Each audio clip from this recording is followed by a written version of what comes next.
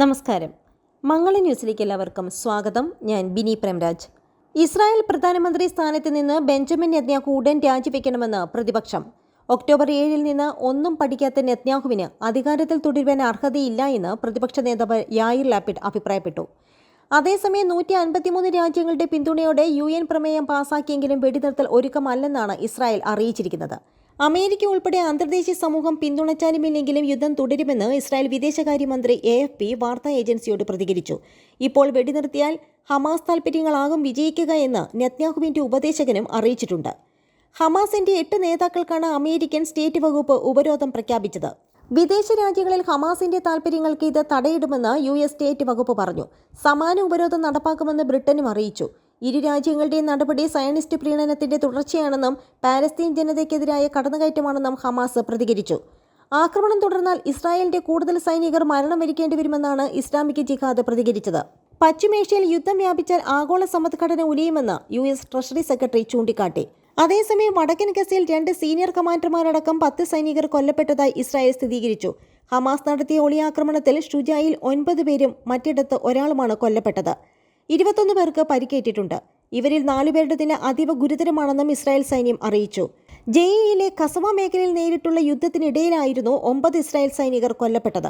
Hamas പോരാളികൾ പിൻവാങ്ങിയ കെട്ടിടത്തിൽ video നിരീക്ഷണത്തിന്റെ അകമ്പടിയോടെ വീടുകൾ തോറും തിരച്ചിൽ നടത്താനെത്തിയ ഗോലാനി ബ്രിഗേഡിലെ ലഫ്റ്റനന്റ് കേണൽ തോമർ ഗ്രീൻബർഗിന്റെ നേതൃത്വത്തിലുള്ള സംഘമാണ് ഒളിയാക്രമണത്തിന് ഇരയായത്.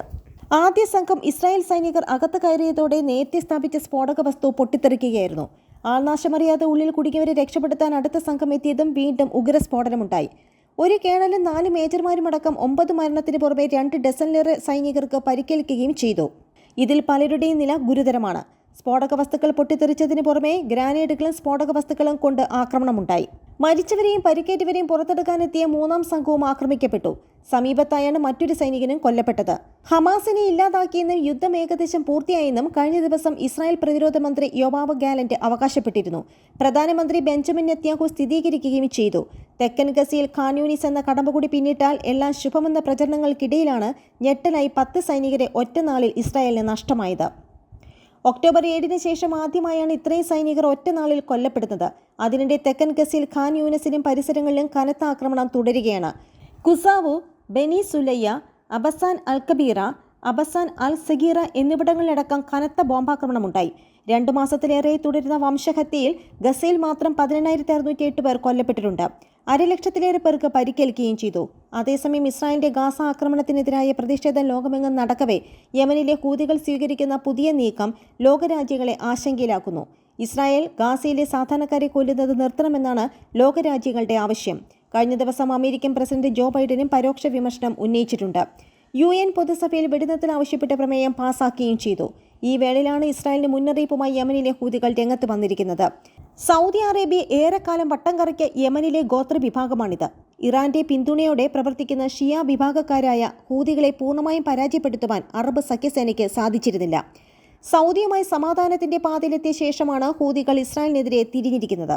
ചെങ്കടലിലൂടെ പോകുന്ന ഇസ്രായേൽ ഉടമസ്ഥതയിലുള്ള കപ്പലുകൾ ആക്രമിക്കുമെന്നായിരുന്നു ഹൂതികളുടെ ആദ്യ മുന്നറിയിപ്പ്. ഇസ്രായേലിലേക്കോ തിരിച്ചുവരുന്ന ഏത് രാജ്യത്തിന്റെ ചരക്ക് കപ്പലും ആക്രമിക്കുമെന്നാണ് പുതിയ ഭീഷണി. ആദ്യം ഇസ്രായേലിലേക്ക് വാഹനങ്ങളുമായി പോയ കപ്പൽ പിടികൂടിയ ഹൂതികൾ കഴിഞ്ഞ ദിവസം നോർവീജിയൻ കപ്പലിൽ മിസൈൽ ആക്രമണം നടത്തി. ഹൂതികളിൽപ്പെട്ട അൻസാറുള്ള എന്ന വിഭാഗമാണ് സൈനിക നീക്കം നടത്തുന്നത്. 2011 മുല്ലപ്പൂ വിപ്ലവകാലത്ത് ജനകീയ സമരം തുടങ്ങിയ രാജ്യമാണ് യമൻ.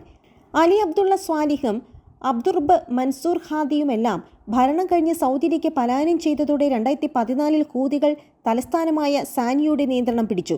ഔദ്യോഗിക ഭരണകൂടം ഏതനിലേക്ക് കേന്ദ്രം മാറ്റുകയും ചെയ്തു. യമനിലെ ഔദ്യോഗിക സർക്കാരിനെ പിന്തുണച്ചായിരുന്നു സൗദി സഖ്യസേനകളുടെ വരവ്. ഹൂതികളെ കീഴടക്കാൻ സാധിക്കാത്ത സഖ്യസേന മടങ്ങി. ഇസ്രായേൽ പാലസ്തീൻ യുദ്ധമുണ്ടായതോടെ ഹൂതികൾ ഇസ്രായേലിനെതിരെ തിരിയുകയായിരുന്നു. യമനിൽ നിന്ന് ഇസ്രായേലിലേക്ക് മിസൈൽ ആക്രമണം നടത്തുന്നത് അപ്രായോഗികമാണ്.